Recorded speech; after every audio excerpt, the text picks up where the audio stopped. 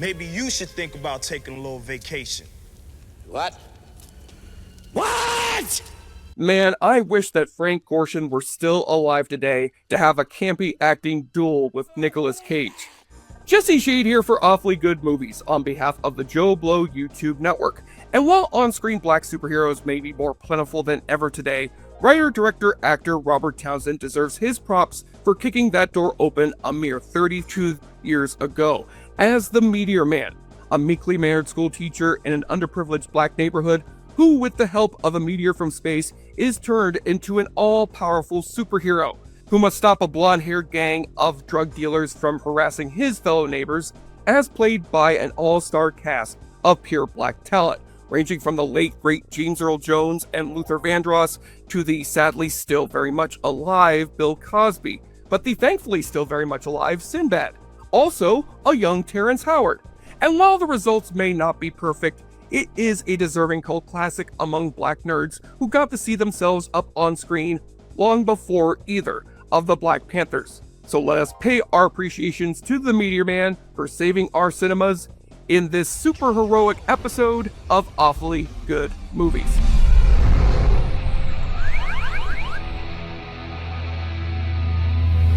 Well, folks, it's finally here. After 12 years in development, Ryan Reynolds is finally bringing the wisecracking, fourth wall breaking, and gunslinging superhero Deadpool to the big screen in all his rated R glory. As you may know, it's a bit of a passion project for Ryan Reynolds, who has managed to survive numerous box office failures and a god-awful cameo in X-Men Origins to get this movie made. In fact, it reminds me of another comedic actor who also tried introducing a new superhero to the big screen. That actor is Robert Townsend, and that superhero was the Meteor Man. In 1993, Robert Townsend was still riding off the success of his hit indie comedy Hollywood Shuffle, and seeing as that movie was seen as a huge step for black actors and directors, Townsend was now Hollywood's next big thing. But with the Meteor Man, Townsend was making a big leap in giving us cinema's first major black superhero, and was so confident in his film's success that he even got Marvel Comics to publish 6 issues of a Meteor Man comic book. Sadly, the Meteor Man was soon defeated by those dastardly villains known as the Cinematic Critic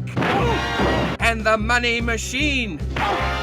In other words, it bombed, and Townsend would soon be relegated to doing TV movies. But now that we're living in a time when we've got black superheroes like Black Panther and Cyborg coming to movie screens, maybe this flick just happened to be ahead of its time. After all, it's got a cast full of legendary black entertainers: Eddie Griffin, Marla Gibbs, James Earl Jones, Sinbad. Oh, and it also has a small appearance by this guy named Bill Cosby. I don't know. You may have heard of him. Yeah, can't think of any jokes to make at his expense. So this flick opens like any standard superhero movie, in introducing our soon-to-be superpowered hero, Jefferson Reed, played by Robert Townsend, who scrapes by as a substitute teacher living with his mom and dad in an inner-city neighborhood, alongside such wacky neighbors as James Earl Jones. And in case you were wondering, yes, he does wear this goofy wig through 75% of this movie, and yes, it is hilarious. You down with OBP? You know me.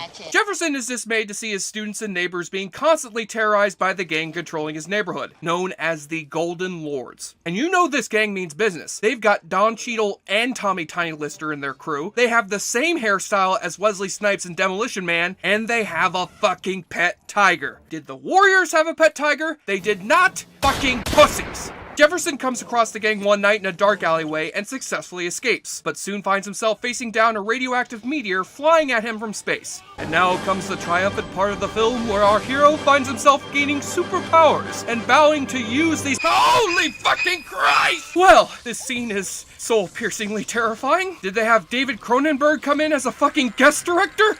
Well, after that pleasant scene of body horror, Jefferson is admitted into the hospital, but finds his burns have healed overnight, and that the meteor has given him superpowers. He can see through walls, he can talk to his dog, and he can absorb all the information from any book he touches. Oh, and the other half of that meteor was found by a mute bum played by Bill Cosby. Oh good, the man who has most likely raped several women can now see through their clothes. Nothing wrong with that. The only thing I slipped him was my Johnson. As for Jefferson, though, he reluctantly decides to follow the advice of his neighbors and use these powers to clean their streets of crime as the Meteor Man. Now this is all great and good, because the best thing about this movie is its utter heart. I love the idea of a reluctant superhero uses his powers to clean up his neighborhood and enlighten people to the crime and drug use that were polluting black neighborhoods around this time. I applaud Townsend wholeheartedly for that. but goddammit if the rest of the movie fails big time in living up to that potential. One moment, it's shooting to be an old school, old-fashioned superhero movie, right down to having the original Riddler, Frank Gorshin, as the gang's overlord. But then the next moment, it's a somber drama about inner-city violence in the vein of Spike Lee or John Singleton. Now certainly you can have a great superhero flick with some social commentary in it, but you cannot have a scene like this. I saw everything.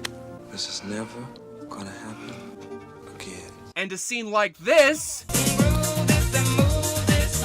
exist in the same film. You just can't. Also, you shouldn't have a PG family-oriented movie that contains scenes of drive-by shootings, half-naked people getting high on crack. What happened here, man?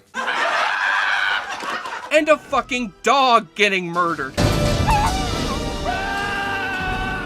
And with all these jarring shifts in tone and an infinite amount of new plot lines that never form into a coherent story, it's just a mess. But it still has enough in it for me to recommend a casual viewing. Like I said, it's refreshing to see a superhero movie with a mostly black cast that deals with all these urgent issues. And the music is a fun time capsule of the rap and new jack swing that were dominating the charts at this time. You've got songs from Michael Jackson and MC Hammer, as well as cameos from Big Daddy Kane, Naughty by Nature, Cypress Hill, Luther Vandross, Biz Markie, and Wallace Shawn. He counts, right? You remember that hip-hop album he did back in the 90s? So as incoherent and messy as this movie is, it certainly has enough merits to make it worth a second look. You know, it's been a while since I've seen Robert Townsend. I wonder what he's worked on lately. Oh yeah, he directed that Bill Cosby Netflix special that is never gonna get released now, what with Bill Cosby being a serial rapist and all. Well, I guess you can add Robert Townsend's career to the endless list of things Bill Cosby has fucked! Loves me some white pussy. Oh. By drinking this goblet of beer, you shall have the superpower of inebriation. So stop saving the day and start saving some booze for the awfully good drinking game. Take a shot or drink every time the Meteor Man absorbs some knowledge from touching a book. Oh, let's see what book he's using to defeat this bad guy. Uh-oh. You see the gang's pet tiger, which is badass, or their boss breaking out his slinky, which is significantly less badass. I mean, what the hell is so fucking intimidating about a goddamn slinky? Everyone loves a slinky! You gotta get a slinky. The Meteor Man discovers a new superpower thanks to the classic screenwriting technique of pulling stuff out of your ass. Hey, Bill Cosby knows a thing or two about pulling stuff out of his you know what? I'm just gonna stop that joke there. James Earl Jones breaks out a new wig and take a double shot when he also starts to rap. You need to know you can't soul what you know. Suck a DJ the path where the death go. Well, there you go, folks. Now you will never be able to look at Darth Vader the same way again. You need to know you can't soul what you know. Suck a DJ the path where the death go. That's impossible. Are you down with OBP? And on the nudie watch, the Meteor Man may be able to see what people are wearing underneath their clothes, but because of that PG rating, he's unable to see anyone completely nude in this flick. And that's probably for the best. Unless any of you want to see what Aunt Esther from Sanford & Son looks like naked. If you do, please email me at thingsnohumanbeing@fakewebsite.com. On the enjoyableness continuum scale from Bull to Bruce, the Meteor Man is unable to defend itself from the evils of mediocrity, but manages to save from a burning building a rating of 6 out of 10. In other words, not as good as Blank Man, but way fucking better than Steel. I'm Jesse Shea for JoBlo.com, and I think it's funny that at the end of this movie, Bill Cosby wakes a dead dog back to life, seeing as most of the time, he's putting things to sleep! Ha ha! Nailed it! JoBlo, he sure likes to drink a lot. JoBlo watches movie like the hero man. JoBlo. Thank you for clicking on our video, everybody. If you like what you saw here, please make sure you like the video and subscribe and share with your friends who like this sort of content. JoBlo was created by movie fans for movie fans, and we appreciate your support.